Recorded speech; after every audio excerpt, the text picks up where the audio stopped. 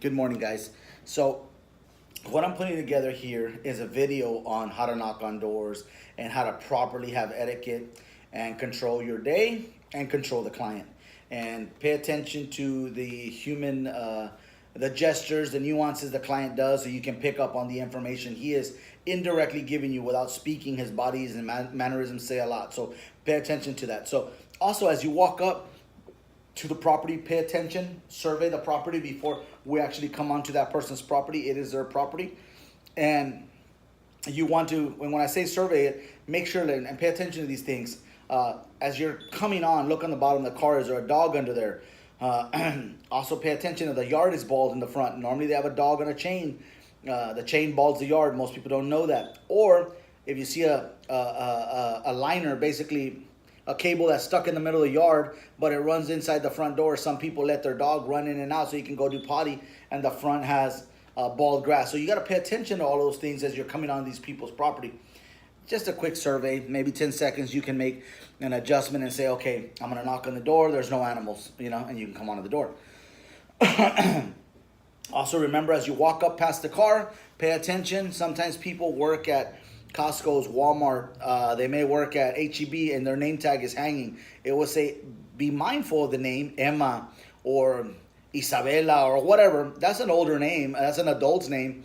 But if you walk by there and it says Skylar or, Davin or some weird name like that, it's probably not an adult, so you can, you can diminish that and pay attention to, if you come onto the door, most people have their name on the door. It says Garcia Residence, Hacienda Trevino, or whatever.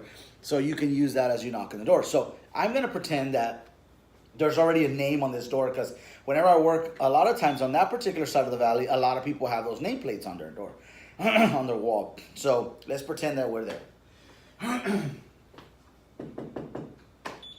surveyed the property. I didn't see anything. We come on, we knock. Take a step back, we stand sideways, we use our side profile to show these people that we don't have a weapon, we're not some crazy person. And you basically, if there's a pillar, stand behind the pillar so they have to knock. Normally they peer through the window and they're watching you. If you're standing over here, they watch you and they're just gonna let you knock like crazy. So stand by the pillar, they're looking out through that blind, they don't see you, they come to the door, they open the door. As the person comes to the door opens like this, just a little crack. Normally I'm standing here and I'll say, hi, how are you doing? Now, just so you know, if this person doesn't give me any more than this much door, this person is not interested in anything that we're doing or saying. Unless the person tells you, I'm so sorry, but my dog, and the dog is there trying to come out, she's actually protecting you. If the lady gets the dog away, gets the dog away, opens the door and gets out, and stands here, that means that person is wanting to hear you. Now you can talk, you can say your approach. But let's just say the person doesn't come out at all and the door's here, just that far open. What I normally do, because you control your day, they don't control you, I would say to the client, hi, how are you doing? My name is Joe. Are you busy? I'm sorry. And they'll say, yes, I'm very busy. And that's it. All right, well, thank you so much. Take care. God bless. And I give them a way out.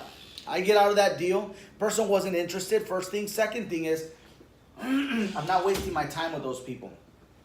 Not my time and not my emotion. I control my day. If I go through that door and that person just cracks the door open, they're controlling me. They're controlling my day. And it's going to just give me a really negative vibe. Like, damn, I've knocked on 100 doors and nobody's come out. That's not even a door. I don't even consider that a door. We didn't do anything at all. We just knocked. We just knocked. They weren't interested. We keep moving. You could chalk it up, write it up and say, oh, well, it's just a door, and I keep trucking, I don't worry about that. Just put it as a door, but don't put it as a B-bag. Don't put it as a client. It was just a door. Knock again. This next time I knock, a good knock, they can hear it, hit the doorbell, hit a knock, whatever, take a step back. Same thing again. We're surveying the property. You guys can be talking here, but you're looking like you're surveying something. Person comes out, hey, how's it going? Right, door opens. The door opens just like this, a little bit friendlier. Person pops their body out. Person comes out and standing there, hey, how's it going? How can I help you? Right here is telling me that they're interested in what I'm saying. If a person comes out and does this, yeah, what can I help you with? This body gesture basically means nobody's coming in. This body gesture says, hey, how's it going? How are you doing? All right, one leg in, one leg out. That means that we can all come in, right?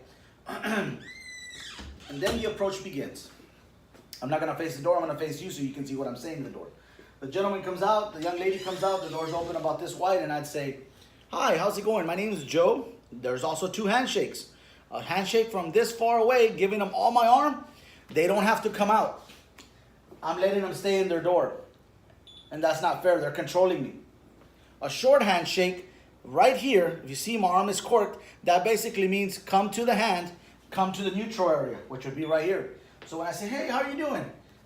I'm afraid to get close because you may have a pet or something, who knows, but the guy will come out or the girl will come out, hey, how's it going? Right here. I lean over as a gesture of submission, and they come out. Once they come out, we're in a neutral area. The person will come out, close the door, hi, how are you guys doing today? And we'll say, hey, my name is Joe Coronado, and I'm actually the gentleman that's in charge of talking to families and raising awareness here in Hidalgo County on cancer, heart attacks, strokes, diabetes, and untimely deaths.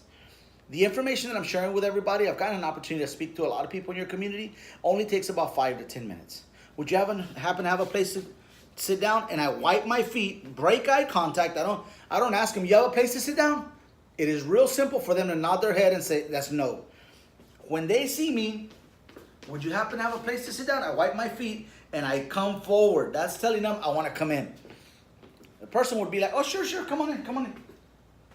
As you walk in, guys, thank you so much. Your day off today. Can we sit there at the table? Perfect. We go to the table. People pay bills at the table. People do things at the table. So we walk to the table. Then you're going to just start creating, just talk. Just talk about anything for about 5 to 10 minutes. Just going to talk. And say, well, look, I'd love to keep talking to you guys, but we do have a job to do. And then we break into the presentation. Let's just say that the person didn't let me in on the first approach. And that person's like, I wipe my feet. We're going to go back. I wipe my feet. Would you happen to have a place to sit down? And the lady or the young man would say, actually, no, I'm a little bit busy. Oh, okay, I can respect that. Well, really quick, I'm sorry, I didn't even catch your name. Garcia, Miss Garcia. Basically, Miss Garcia, we've got an opportunity to visit with a lot of your neighbors. You're going to take a step back and you're going to point. And you're going to say, you see the red car over there?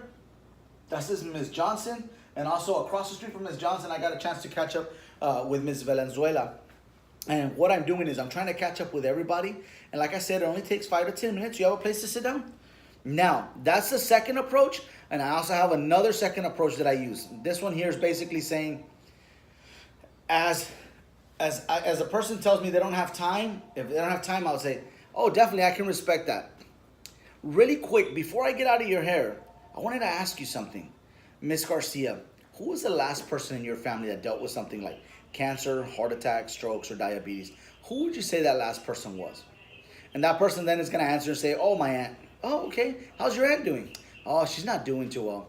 Oh, wow. Was she treated here locally or out of the area? No, she was treated, well, she had to travel and blah, blah. All we're doing, guys, is opening that person to speak. And basically, once they're talking, yeah, that's kind of the reason we're in the area, is we're raising awareness on these things.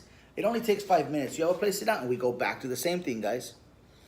So you can use that as your second, you can use that as your third, or you can use that other one where we pointed down the street at people and say, Miss Garcia, Miss Valenzuela, and Miss Johnson. You can use that one as your third approach and use the one, hey, before I get out of your hair real quick, as a second approach, before I get out of here real quick, I wanted to ask you a quick question. Who was the last person in your family that dealt with something like cancer, heart attack, stroke, diabetes, or even an untimely death? Oh, my aunt. What did she deal with? Cancer. Okay, that will be our second approach.